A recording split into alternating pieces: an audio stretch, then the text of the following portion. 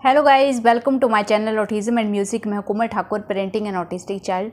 और रिसेंटली कुछ ऐसी चीज़ें हुई, कुछ ऐसे अमेजिंग एक्सपीरियंस हमें अपनी ऑटिज़म जर्नी में हुए जो हम आप लोगों के साथ शेयर करना चाहते हैं। सबसे पहले मैं ये बता दूं कि रिसेंटली मैं ऐसे सोशल सेटअप में जा रही हूँ जहाँ मुझे काफ़ी स्पेशल बच्चे मिल रहे हैं जो सीख रहे हैं नॉर्मल बच्चों के साथ, या फिर ग्रुप सेशंस में काफ़ी स्पेशल बच्चों के टच में मैं हूँ अभी। अपने बच्चे का एक्सपीरियंस तो हो ही रहा है, दूसरे बच्चों को भी मैं ऑब्ज़र्व कर रही हूँ। ओवरऑल ये जो एक्सपीरियंस है ये 100% रियलिटी है। तो जो मैं ऑब्ज़र्व कर रही हूँ वही आपके साथ शेयर करना चाहती हूँ। सबसे पहले मैं अर्नब की बात करती हूँ गाइज़। अर्नब भी हमें काफ़ी सरप्राइज़ दे रहा है इन दिनों में। जैसे कि मैंने आपको बताया था कि रिसेंटली उसको कुछ प्रॉब्लम हो रही थी कि कुछ साउंड से जो बहुत ज़्यादा लाउड होती हैं, जैसे डीजे का साउंड है या इवन कैरियोके का भी जो लाउड साउंड है, तो उनसे वो परेशान हो रहा था। इमीडिएटली ईयर्स को बंद करना, ये सब सारी प्रॉब्लम है। मुझे टेंशन भी थी इस बात की, क्योंकि उसका जो मेन फोकस है वो सिंगिंग में है, और ऑब्वियसली सिंगिंग में तो लाउड म्यूज़िक तो होगा ही। तो अगर उसमें प्रॉब्लम आएगी तो वो सिंगिंग आगे कैसे कैरी ऑन कर पाएगा। इसलिए जैसे मैं अभी हम लोगों ने अर्नब को ग्रुप सेशन में डाला हुआ है, यानी कि वो वहाँ पे वो ग्रुप में सिंगिंग सीखता है। पहले वो इंडिविजुअल सीख रहा था, यानी कि घर पे हम लोग म्यूज़िक टीचर रखे थे और घर पे वो अकेले अर्नब की क्लास लेते थे। तो जैसे ही अर्नब सेटल हुआ तो मैंने सोचा कि अब उसको ग्रुप में डालते हैं। तो ग्रुप में डाला, वहाँ से मुझे काफ़ी सारी इन्फॉर्मेशन पता चली कि मुंबई में कहाँ कहाँ पे कैरियोके की जो सेशन है वहाँ पे आप प्रैक्टिस के लिए जा सकते हो। तो कुछ ऐसे जगह का मुझे पता चला, वहाँ पे हम लोग अर्नब को लेके गए। तो लास्ट टाइम आप लोगों ने सब ने अर्नब का जो कैरियोके का जो परफॉर्मेंस है वो मैंने यूट्यूब में डाला था। हालांकि छोटी सी क्लिप मैंने डाली थी, बहुत अच्छा परफॉर्म किया उसने। तो जब हम लोग वहाँ पे गए ना गाइस, तो ऑलरेडी वहाँ पे जो लाउड म्यूज़िक था, इतना ज़्यादा लाउड म्यूज़िक था। जैसे ही हम लोगों ने एंटर किया तो किसी और की परफॉर्मेंस चल रही थी, और वो जो कैरियोके था वो इतना लाउड था कि मेरे लिए भी उसको बर्दाश्त करना बहुत मुश्किल हो रहा था, क्योंकि वो रूम बहुत छोटा था और कैरियोके का साउंड फुल है और वो पूरा बाउंस करके साउंड आ रही है। बहुत प्रॉब्लम थी। मैं इमीडिएटली समझ गई कि अर्नब को प्रॉब्लम होने वाली है। जैसे ही अर्नब अंदर एंटर किया और अर्नब ने पूरा ईयर्स बंद और थोड़ा बहुत चिल्लाने लग गया, और मैंने इमीडिएटली उसके पापा को बोला कि इसको बाहर ले जाओ। तो बाहर लेके चले गए। तब तक मैंने वहाँ पे उसका नंबर लगवाया, सब कुछ किया। मुझे पूरा 100% बिलीव हो गया कि अभी वो नहीं गा पाएगा, क्योंकि ये जो नॉइस है ये मेरे ही कानों के लिए इतना परेशान करने वाला है, तो वो कैसे टॉलरेट करेगा। लेकिन दूसरी बार जब हम उसको अंदर लेके आए, फिर से उसने ईयर्स बंद किए हैं, तो मैंने उसको जस्ट थोड़ा मायूसी वाली आवाज़ में पूछा कि तुम गा लोगे क्या, तुमको गाना है या अभी हम लोग यहाँ से चल पड़ते हैं। तो उसने बोला नहीं गाऊँगा, गाना है मुझे, माइक में गाना है। तो मैंने बोला चलो ट्राई करते हैं। लेकिन आप बिलीव नहीं करोगे, जब वो स्टेज पे गया, उसने माइक पकड़ा, तब उसको कोई प्रॉब्लम नहीं आई। आई डोंट नो वो चीज़ कैसे हुई।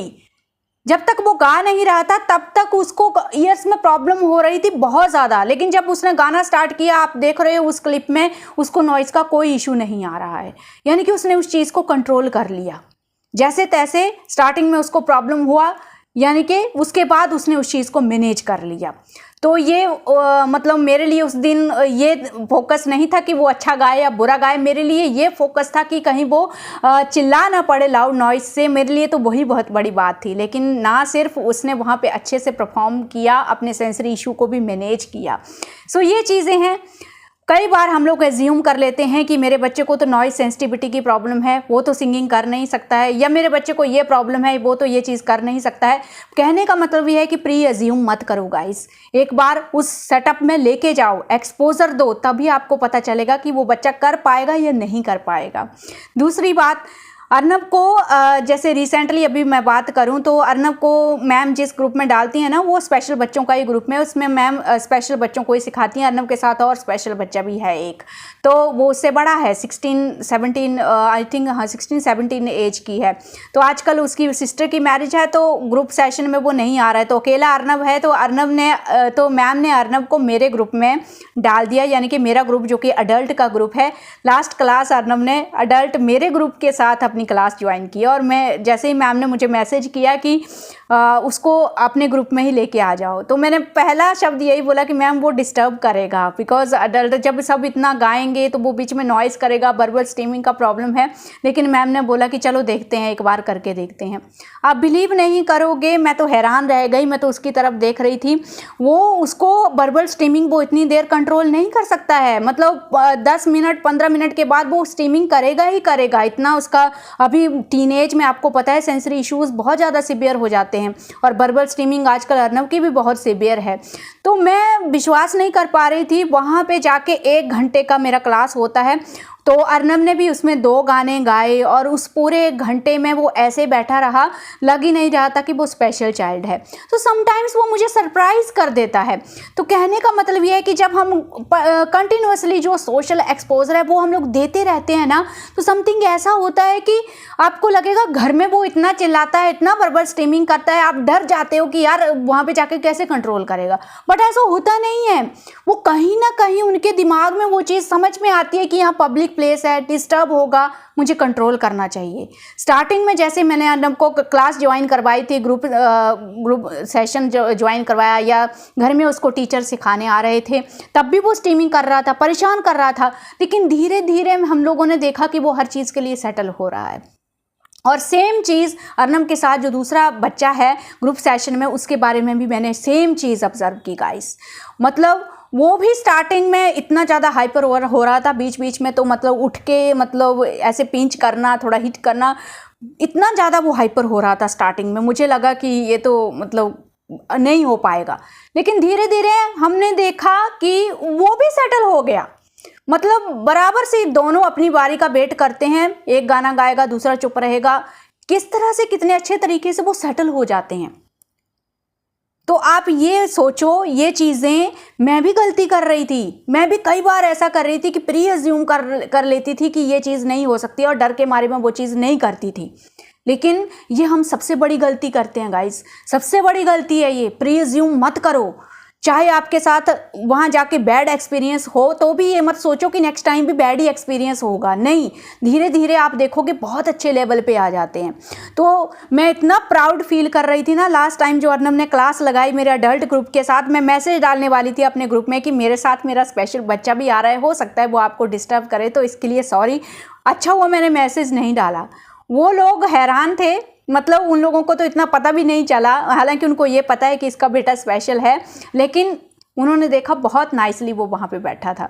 तो ये चीज़ मेरे लिए बहुत बड़ी बात है कि 1 घंटे के लिए उसने अपनी स्ट्रीमिंग को रोक के रखा, और कितने अच्छे तरीके से उसने वो क्लास लगाई। सो ये चीज़ें हैं। और आज एक और वीडियो देख रही थी, मेरे हम लोगों के ही हिमाचल में फ्रेंड हैं, तो उनका बेटा भी स्पेशल है, तो उन्होंने भी उसको स्पेशल स्कूल में डाला है अभी। तो आज उन्होंने फेसबुक पे वो वीडियो डाला था। तो वो भी बहुत अच्छा म्यूजिशियन है एक्चुअली, कीबोर्ड पियानो बजाता है वो, बहुत अच्छा पियानो बजाता है, बहुत अच्छी परफॉर्मेंस देता है, स्पोर्ट्स में भी बहुत अच्छा है। वो स्पेशल स्कूल में अभी डाला है। तो आज मैंने देखा कि स्पेशल स्कूल में उनका कोई एनुअल फंक्शन है, और उसमें वो जो हमारे फ्रेंड का बेटा है वो उसको होस्ट कर रहा था, यानी कि जो वेलकम स्पीच हो रही है यार वो दे रहा था। और उसके साथ में एक डाउन सिंड्रोम की बच्ची थी वो, और खुद जो हमारा सनत है वो ऑटिस्टिक है।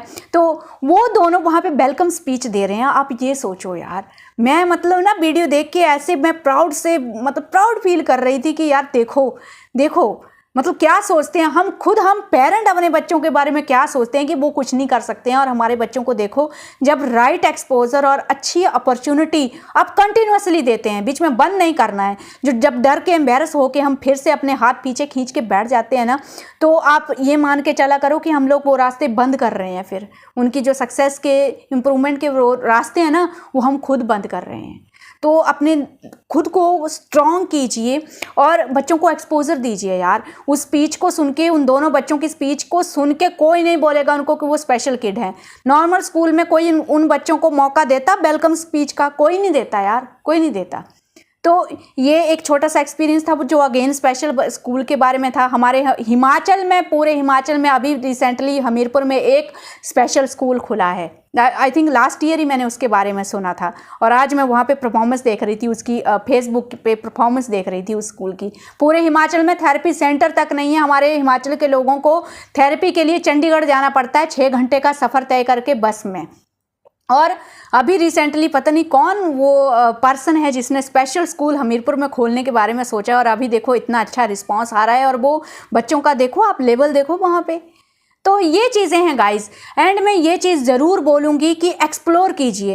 पहले हम लोग भी अर्नब को इतना ज़्यादा बाहर नहीं निकाल रहे थे, हम लोगों ने भी सोचा कि घर पे स्पेशल टीचर रखते हैं वही सिखाएगा, लेकिन फिर बाद में मैंने ग्रुप सेशन में डाला तो मुझे वहाँ से काफ़ी ज़्यादा इन्फॉर्मेशन पता चली, काफ़ी ज़्यादा और ज़्यादा अपॉर्चुनिटीज़ पता चली जो अर्नब के लिए बेनिफिशियल हो सकती थी।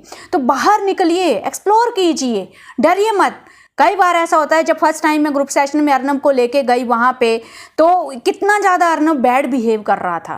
एक दिन तो मुझे रुला दिया उसने, क्योंकि उसके लिए भी वो नया सेंसरी एक्सपीरियंस होता है यार बच्चों के लिए, उनके लिए वो टॉलरेट करना बहुत मुश्किल होता है। तो वो टाइम लेते हैं उस नए सेंसरी एक्सपीरियंस को टॉलरेट करने के लिए। वहाँ पे मैम हारमोनियम बजा रहे हैं, उसको हारमोनियम के साउंड से उसको प्रॉब्लम हो रही है, तो धीरे धीरे वो उस चीज़ के लिए सेटल हुआ।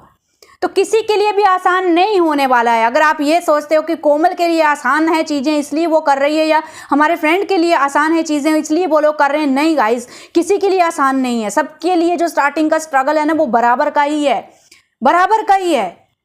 तो ये चीज़ मान के चलो कि अगर आपके साथ वो बैड एक्सपीरियंस होता है तो आप ये मान के चलो कि नहीं, मेरे जैसे सब पेरेंट्स के साथ यही बैड एक्सपीरियंस हुआ है, और उसी बैड एक्सपीरियंस के बाद आगे जाके बच्चे इंप्रूव हुए हैं तो उनको अच्छे एक्सपीरियंस हो रहे हैं। तो ये चीज़ें हैं। तो वही है ना कि किसी चीज़ के ऊपर अफसोस मना के चलोगे ना कि ये चीज़ तो बस ख़त्म हो चुकी है, इसके बारे में मुझे आगे नहीं सोचना है ना मुझे कुछ करना है, तो वो सोच के चलोगे ना तो आपको इजी ज़रूर लगेगा गिव अप करना। लेकिन गिव अप करने के बाद आप हर दिन एक ऐसी बुरी कंडीशन से गुजरते हो ना, आपका जीना मुश्किल हो जाता है। हर दिन हम लोग उस गिल्ट में जीते हैं कि हम बच्चे के लिए कुछ नहीं कर पा रहे हैं।